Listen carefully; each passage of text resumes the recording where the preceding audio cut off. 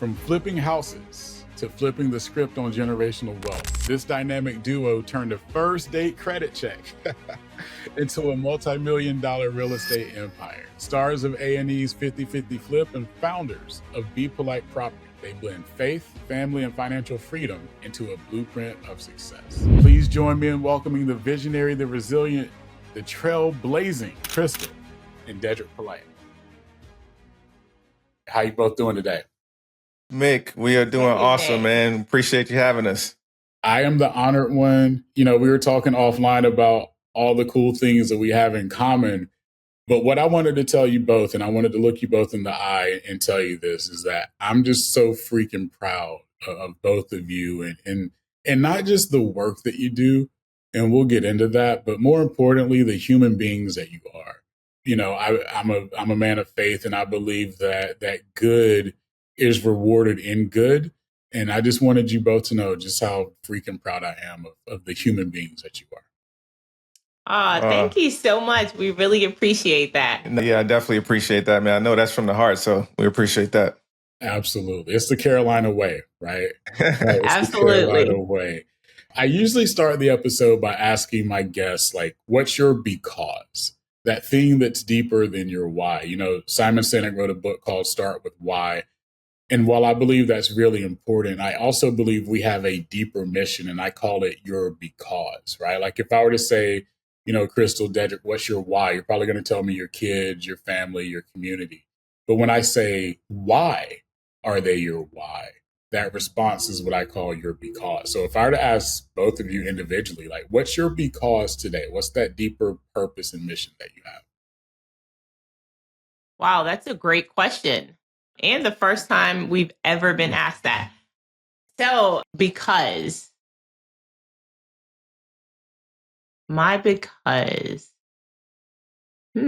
it's easy, but now I'm trying to figure out how to frame it around my why. How do they correlate with each other? So I would say my because is because I came from generational poverty.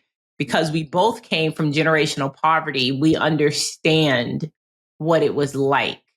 So we do what we do now to help someone else try to change the trajectory of their family tree, even if it's giving them a nice place to stay, even if it's a rental, even if it's providing affordable housing to a single mother or a single father.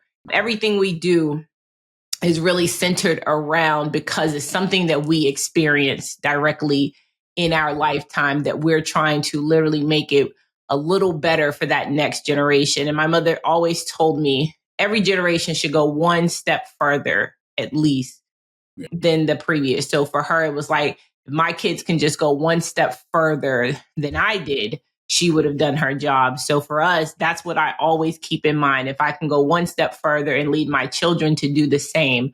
So I think that would be my because. I think you've gone a few more than one step further than your mom. But, you know, we stand on the shoulders of giants, you know, like the previous generation. Mick, what I would say is my because is similar to Crystal. It's because we've been the underdogs, right? Because we came from living on Section 8 housing, right? Because I used to have food stamps as a kid and go to the grocery store. Because we've been evicted. So we've been on the bottom and people see us now like, oh, you guys must have always had it going on. No, we started from the bottom. And because we started from the bottom, we want to serve as an example to others who are starting from zero or less than zero of what's possible. I love that. And I want to hit on something that you said, talking about standing on the shoulders of giants. And this is a part of what I feel like I need to tell you both too. You now are those shoulders that people are standing on, right? And I want you to always know that and remember that. And again, it's part of the reason I'm proud of you, because I have family members that look up to both of you. I have friends that are diehard followers of all the things that you do. And you now are those shoulders. So again, kudos to you both for all the things that you do. And I love both of your because. Thank you. I appreciate that. And sometimes I'm just amazed, like you standing on the shoulders of giants, just living in North Carolina, living in South Carolina. Look how far we've come in 50 years, 100 years. where our parents and our grandparents weren't allowed to even buy properties in certain neighborhoods back in the 1950s, 1960s, and before. And before now, we're buying properties on TV, right? So it's just amazing. Again, I appreciate the sacrifices of the previous generations to allow us to do what we're doing and be an example. Absolutely. Absolutely. All right. So we're going to go to where this started with you both. We're going to talk about that first date, but maybe we call it the first business meeting, right? So I'm going to let you tell the story, but I'm going to frame it up a little bit for the viewers and listeners. So first date, everybody's going in casual. We're at a dinner, getting to know each other. And Crystal's like, what's your credit score? What's your business plan? What you trying to be when you grow up? I She love put me on the hot seat, man. It was truly getting the hot hot here. But you got to flip it a little bit. So we're going to talk about that. So I don't know who wants to start first. Probably Crystal. Let's talk through what this first date was. Like, let's set that stage. Well, it definitely was intentional, right? And I always tell people intentionality can take you a far ways, right? When knowing and going into it with a purpose, a reason. So for me, at that point in time in my life, I wasn't dating just to date, right? And I've done that, been there.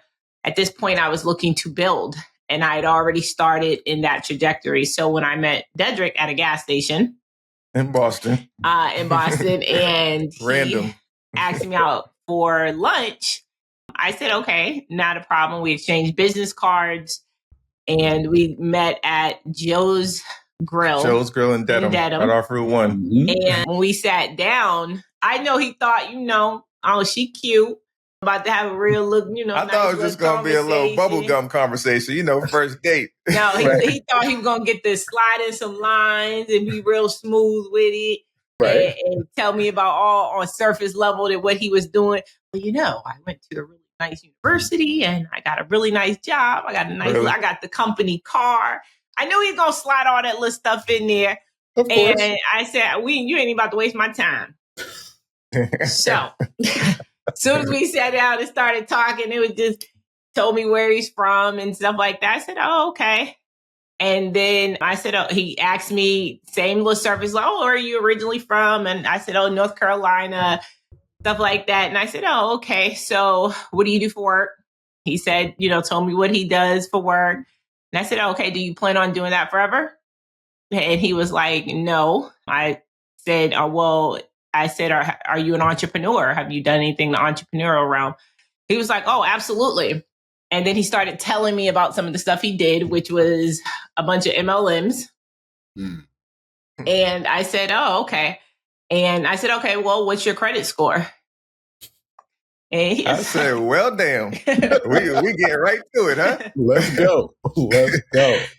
And he told me his credit score was like an 810, 815. Hey, I had the Halle Berry credit, Mick.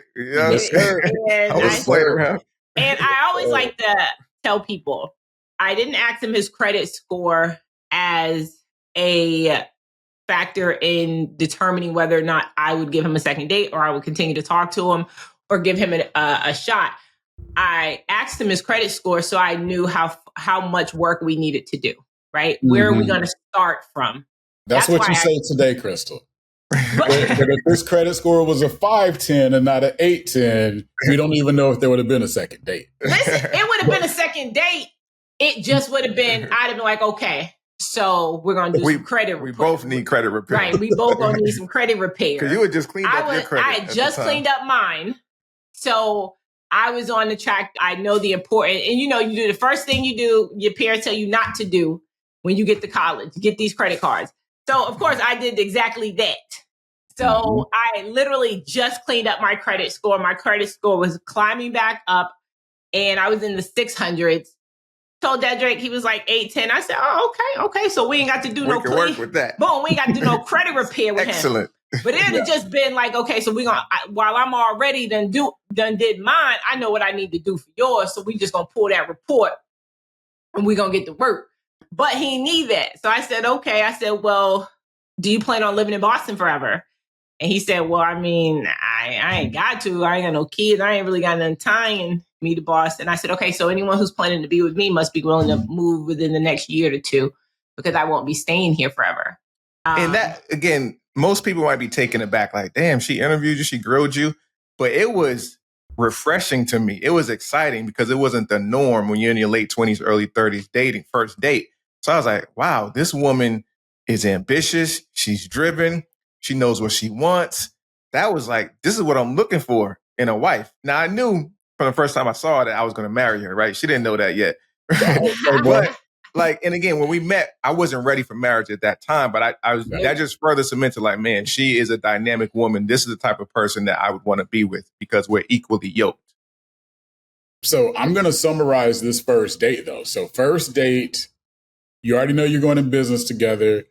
You know you're moving. You know you're getting married. All in the first 30 minutes of this Start how you want to finish. That's one of our mottos is start how you want to finish. And that's exactly what we did on that first date. Yep. We knew everything. Knew if you wanted kids. We knew I asked about pre-existing conditions in the family. Like all of that came out at Joe's. There it is. There it is. So Dedrick, you were doing several MLMs as Crystal was saying, right? When did you know that real estate was going to be a jam for you? And then more importantly, what made that move happen, that switch happen for you? Yeah, so I went to college, graduated from Ivy League School, Amherst College, got good grades, got a corporate job doing sales, pharmaceutical sales, big pharma, had the company car, had the company Amex, all that good stuff, wore suit and tie to work. But I knew that wasn't for me as a career corporate guy. I just knew I didn't want that, right? And really, I got the bug for real estate when I read Rich Dad Poor Dad in 2001.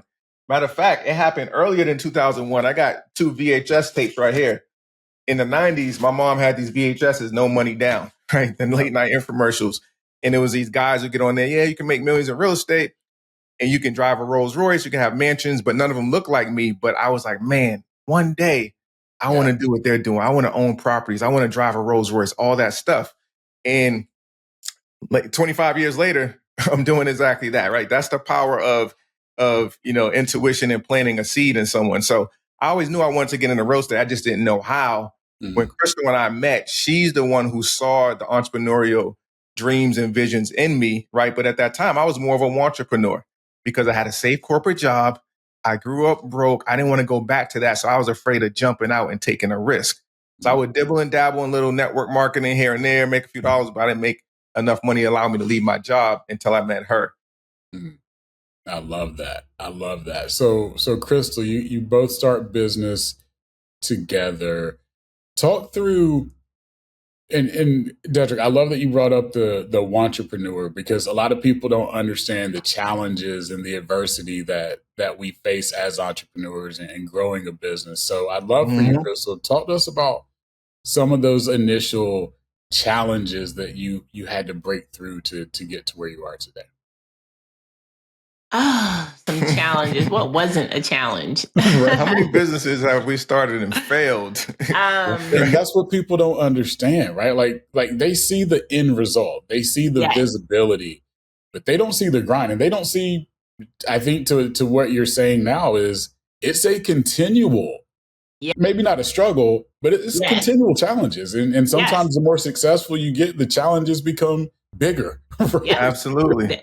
More money, more problems, right? Like they say, the challenges do get bigger. And for us, it was a struggle figuring it out, right?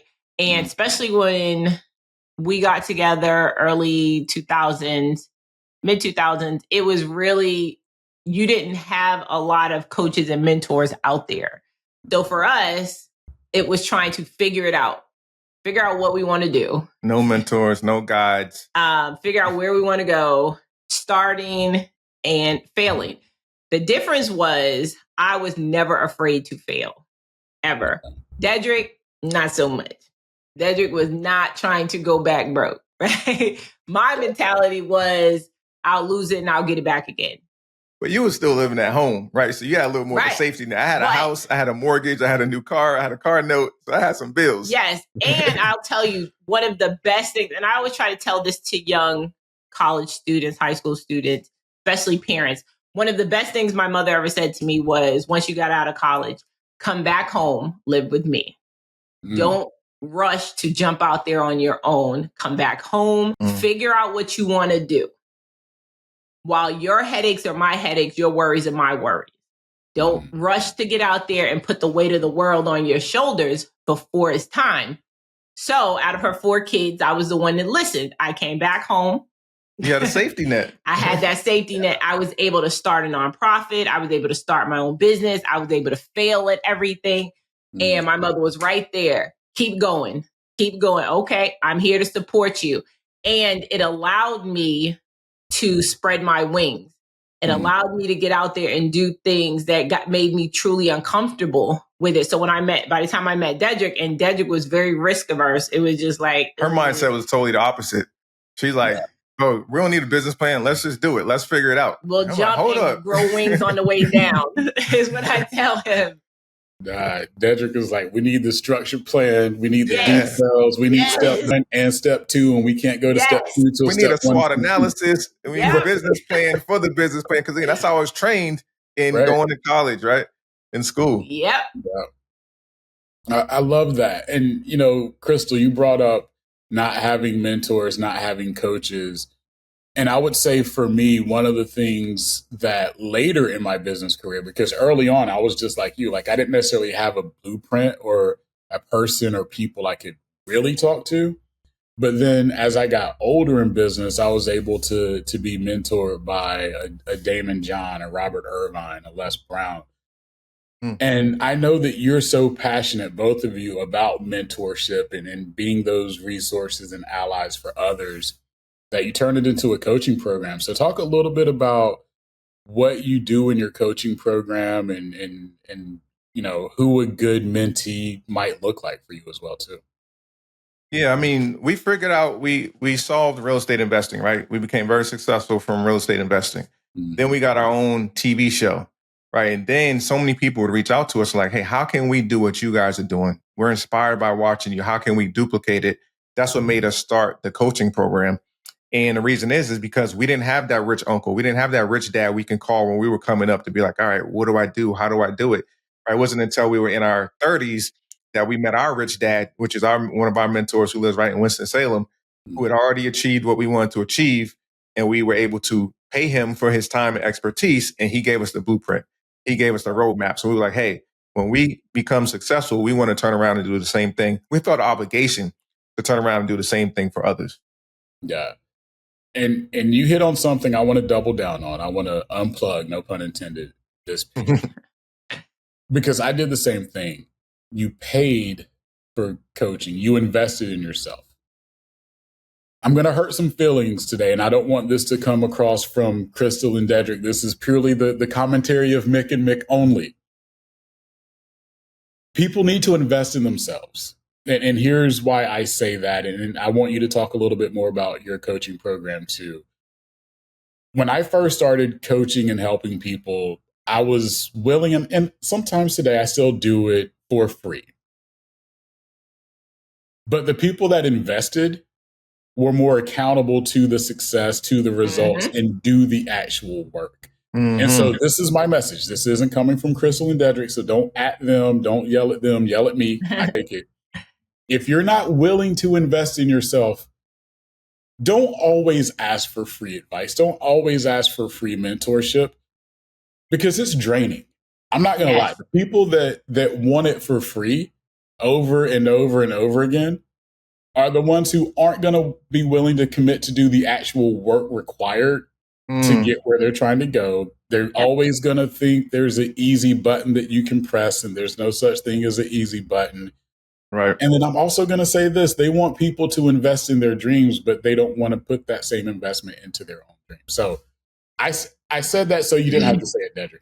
I said, listen, well, we keep it real. We're going to agree with you 1,010% because we have been there. We've been on both sides. We've been the mentee and we've been the mentor. We there now. Let me tell you, we are there now, like today. And we tell people we still have mentors. Literally that we call on, because we're not done, right? We are still building, we're still climbing, but we do believe in lifting as we rise. Yeah. But it goes back to that saying, people who pay attention. And we've learned just giving information to individuals, it drained us. It was a waste of our time. No one ever acted on that information. And then you don't hear from them. They come back around in 6 months. Hey, I got a question real quick. Like, we ain't got time for all that. And then the people who pay, they pay attention. They're at every coaching session. They are emailing. They're actively taking action. And those are the ones who are constantly hitting us and DMing us like, hey, I just got my first deal locked up. I just bought my first rental property that I'll be passing on to my kids within 2 months' time. And it's just as simple listening, sitting down, listening, following instruction, and getting out of your own way. And I tell Dedrick, one of the best things about that TV show was, for me, is the exposure to people who said they'd never seen a show like ours where it was attainable as well as inspirational. So it was at a price point where people who worked at grocery stores, who were secretaries, would reaching out and was like, people in prison. Wow. A lot of brothers in prison have reached out to us saying so many letters from prison. One guy, the most humbling letter I've ever read was from a guy in prison who wrote and specifically spoke about Dedrick. And he said, for the first time watching your show, I've held myself accountable for my actions that got me here. He said, because looking at you, we're the same age, we look the same, we come from the same neighborhood, and to see where you have gotten, my brother, has for the first time shown a light on myself and said, why could I have not done what you've done? And we came from the same place. We came from the same background. We're the same age. You look like me. He says, so he really just wrote the letter thanking us and thanking the network for actually showing someone that he could relate to. He said, so for him, it was a mind shift where he's now like, he can accept responsibility that he and he alone got him to where he's at. And now he's prepared to do better. Even while there, to get out, to one day be able to do what we're doing for the family that he still has out there. That's what I tell people the TV show did that was powerful to me. Yeah. It's just the fact that people can see themselves flipping a property or buying real estate and aren't millionaires. Yeah. And again, I go back to what I said earlier when I wanted to give you both praise. You are now those shoulders, right? And that's why I'm proud of you. You are those shoulders that people are standing on and looking to. So that's awesome. So let's talk about the show, 50/50 Flip on A&E. First off, A&E is a big network, right? Like it's a real legit network. So talk to us about now it's on Hulu and Hulu, right? Hulu bought the rights. And even bigger, even more distribution, right? More views. Yep. Let's go back to the beginning of the show. How'd you get the call? What was it like when it was like a yes, we're going to do it? Like, I'd love, personally, I just want to hear this story. So. Well, yeah, let's go all the way back, Mick. It actually started because we invested in ourselves. See? What do I mean? We joined a mastermind. We had not closed the deal. We were trying to figure out how to make money wholesaling. We joined a mastermind. We spent $16,000 joining a group of high-level real estate investors. And the leader of that mastermind said, hey, we're like, hey, we're having trouble raising money to buy our first rental property. What do we do? He was like, document your process. What do you mean? Go on social media, show people what you're doing. Every time you do a walkthrough, every time you meet with a contractor, document what you're doing. So we started doing that, right? 2017, 2018. So we built a following.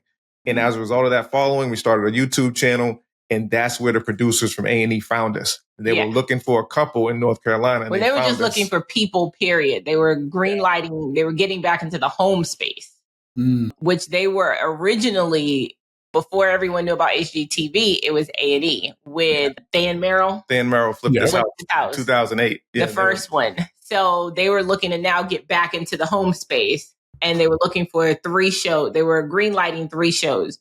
So they was looking and searching all over, and they were looking at hundreds of people. They had ended up DMing us. At a certain point, I just stopped going into the DMs. I wasn't really looking at them. So one of the executives, the casting company, called our 800 number, got our secretary, made our secretary promise to give me the message and to promise to get me to call her back. So they had been DMing us for a year. Wow. Which we hadn't known. And I had seen it in there, but I think it's spam. So, I scrolled by that. And so as soon as I walked in, our secretary at the time was like, hey, a lady named, I think it's Allie from Annie. She said, if you could please give her a call back. She really wants to speak to you. And I said, oh, okay. And I kept going on, kept walking to go into the office. And she came in, she was like, no. Mm-hmm. She made me promise to have you please give her a call back. And I looked at her, I said, and you promised? And she was like, yeah. And I said, well, don't promise nobody else unless you calling them back. And she was like, please, I don't want to be made out a liar. Could you please call her back? So I was like, all right, fine. I called her back and she was like, first off, I want to say I am not a casting company. She was like, I work exclusively for A&E. And I had no idea what that meant. So it didn't impress me. I was just like, oh, okay. All right. Well, so what can I do for you? And she was like, and we've been following you guys. I've been trying to get a hold of you for past year. Now, this is during COVID. Right after COVID. No, we started right after COVID. They had started hitting us about a year during COVID and stuff. Then I was like, oh, okay. She was like, we love your YouTube. We love your Instagram. We're looking for a couple to do a show. We're interviewing hundreds of people. So we was like, at that point, I told Dedrick, I was like, okay, well, we ain't going to really do it. Let's just see how far we can get. We didn't think they was going to pick us. No. We was like, let's just see. And I'm super private, like extremely. If they had a TV show on extreme people who were private, I would definitely... FBI meets CIA. That's Crystal. Hey, I'm right there with you, Crystal. I really am. So it wasn't even a thought in my mind to do something like this. So me and Dedrick was like, yeah, we just going to see how far we can go. So then we can tell people, like, we are one of them finalists. It'll be a cool story at the dinner party. Yeah. Right, so we meet to the party. All of a sudden, maybe 6-7 months later, Zoom after Zoom after Zoom, they call us and they was just like, hey, can we get on another Zoom? Send us an email. We'd like to hop on another Zoom with you guys. We was like, yeah, sure. And we got on the Zoom and it was even more people on this one. And it was like, hey, we wanted to offer you guys a slot for this upcoming season for one of the TV shows. And me and Dedrick looked at each other, was just like, oh. Like literally a fake smile and everything, like, oh, okay. We got to get a copy of that recording to get our reaction. Like, we were literally like stone faced, like, oh. And then we got off and Dedrick was like, we're not really doing a TV show, are we? I was like, we kind of have to now. He was like, why? I was like, because like they've already chosen us. He was like, so? I was like, so now I'm having second thoughts. I'm like, we really want to do this? I was like, well, babe, we can't go back on our word. Like, we done got this far. They done eliminated all these other people. Like, we got to do what we say we were going to do. He was like, babe, I never said. So we were just here to see how far we were going to get. I said, I know. We're going to have to just do it. We're going to have to do it. I know we don't. And it was really us like, we didn't think. Because you dream about being on TV one day, but you don't think it's going to actually happen. So we were shocked. I mean, we were just like, man, God works in mysterious ways. And after like months of contract negotiations, we had to, you got to remind a TV show, a network, that you ain't a starving artist when you ain't starving. We're already successful. Right. We have a successful real estate company. We own a bunch of rentals. They sent over the starving artist contract. So the negotiations took a while. But what we did was we went straight to series. Where most people would get a TV show, they'll do like a sizzle reel, which is like a 5-10 minute episode pilot. But we went straight to series, which means they as soon as that contract was signed, they had boots on the ground within 2 weeks. And started filming, which never happens in the industry. Literally. And they was like, oh, it'll be like 2 or 3 days a week. It went from 2 or 3 days a week to 5 days a week. Filming 10 hours a day straight for like 7 months, 7-8 months. Wow. Yeah. And the first season, you don't know what you don't know. So first season broke us. When I tell you it broke us. After that last day we wrapped, we sat in that bed and looked at each other and said, we will never come back for a season 2. But look at you now. We did it now. So what are some of those things, really quick, that you learned after or during the first season that you now know what to do differently, better, ask for, say no to? What are some of those things that you learned? Well, the first thing we learned is that we had to do 10 houses. We ended up doing 6 because our team just wasn't big enough at the time to handle 10 houses. But I didn't want to do it because we'd have to raise about $2 or $3 million in investment capital in order to pull it off. Mm-hmm. And I didn't think we could do that because I'd never raised that much money before. But when you stretch yourself and you challenge yourself, it's amazing what you can accomplish. And we ended up getting it done. So that was a big thing for me, is like doing something I was afraid of doing. Mm-hmm. I was terrified, but we got it done, and I grew in immense ways. Yeah, and understanding that we definitely learned from season 1, it was literally 3 of us doing the work of 10 people. So we understood that we couldn't do everything. We learned that we couldn't do everything ourselves. Like I think I lost 15 pounds that season. We both lost a lot of weight. I went from like 2 gray hairs to like 10. It was crazy. And we learned that we had to find a team and delegate some of these responsibilities and tasks. And I remember we had talked to a couple of people who had already had TV shows in flipping, and they had said, oh yeah, the TV show is going to be your new business. So all that other stuff is going to fall by the wayside. This is going to become your everyday. And we was like, yeah, all right. They don't know. We can handle this. They don't know what. Yeah. When I tell you, baby, we were up there like, what I told you, remember what they said? Because we were suffocating. Because we still had a wholesale and flipping company. We still have a rental company. We have an Airbnb division. We had all these divisions of real estate going. Plus you add a TV show, which is another 50, 60 hours a week. Yeah. So it was intense. So season 2, the only condition we came back on is that we had a team. We had project managers. We had designers. We had 10 people doing the work of 10 people versus 3 who were overstretched. There you go. That's what's up. That's what's up. So that's awesome to hear. And that's great insight. I think that also correlates into the business world too, that I think a lot of leaders, we tend to put everything on our shoulders. Yep. Right. And I would say for me, the hardest lesson I had to learn was delegation, because I wanted to do it all, but I can't scale if it's just me. I can't scale if all the major responsibilities, and I'll be honest too, the major headaches can't just be mine. Right? Like I need other people to deal with those too. Yeah. You have to have a team. Yeah. You got to have a team. That's one of the big things we've learned, is that, again, you know, as an entrepreneur, self-employed, you feel like, hey, if it has to be done, if it is to be, it's up to me. And you can't work on the business if you're working in it all day. Amen to that. Amen to that. One of my mentors said, you can't read the ingredients when you're inside the box. Right? There you go. That's a good one. I love that. One thing I had to learn. All right. So you both are very busy. You've been gracious with your time. I'm going to get you out of here with my quick 5 rapid fire, so you can determine who wants to answer the question.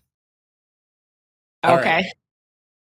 So after the credit score reveal from Crystal, I guess the first one's going to be for Dedrick. Were you nervous at all? Did you get nervous when yours was an 8-10 and hers was a 6 something? No, I wasn't nervous at all. I had the 8-10. So I'm good. That's it. All right. You've had a long day of filming, a long day in the office. What's your favorite comfort meal?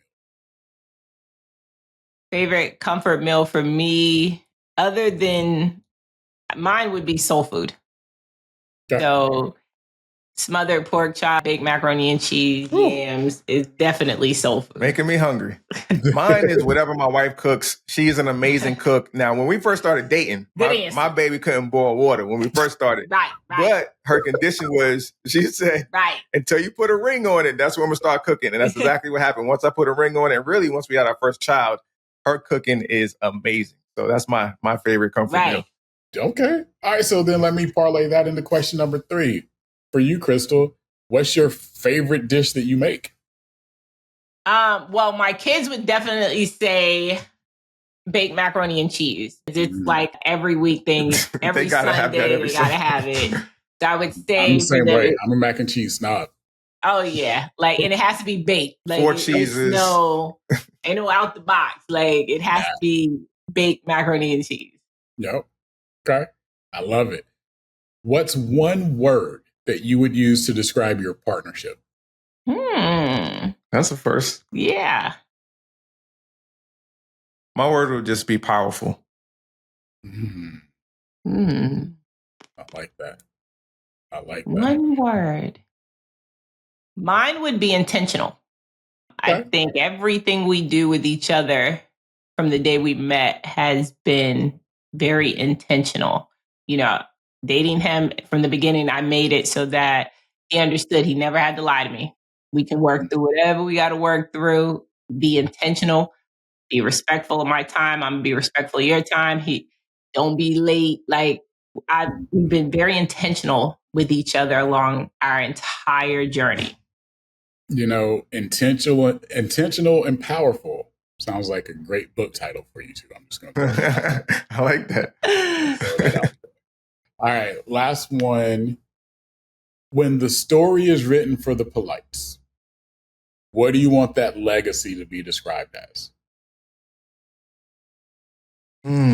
I mean, I would say people look at us and think, we've accomplished everything. I would say we're in like our second inning out of 9 innings. We're just getting started. With us, it's about impact. It's not about how many doors we own.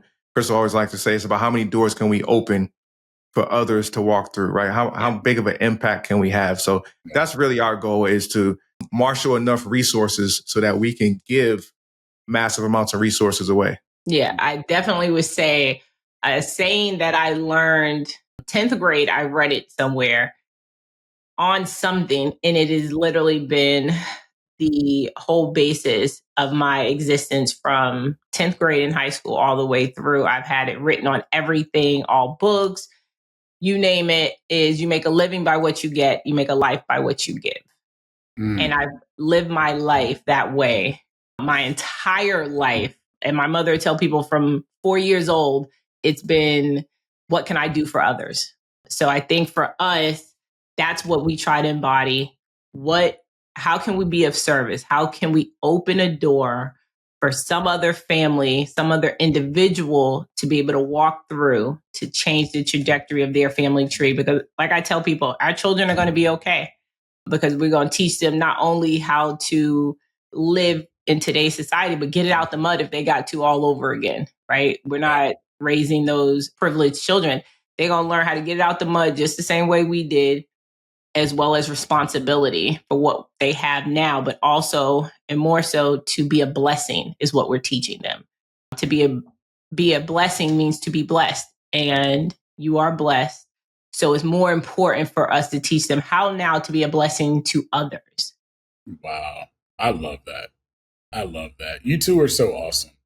Thank you. Thank you, Mick. You are the epitome of good. You're the epitome of like who we all should strive to be. So just, again, thank you for being who you are. It means the world to me to have you on the show. Where can people find and follow you?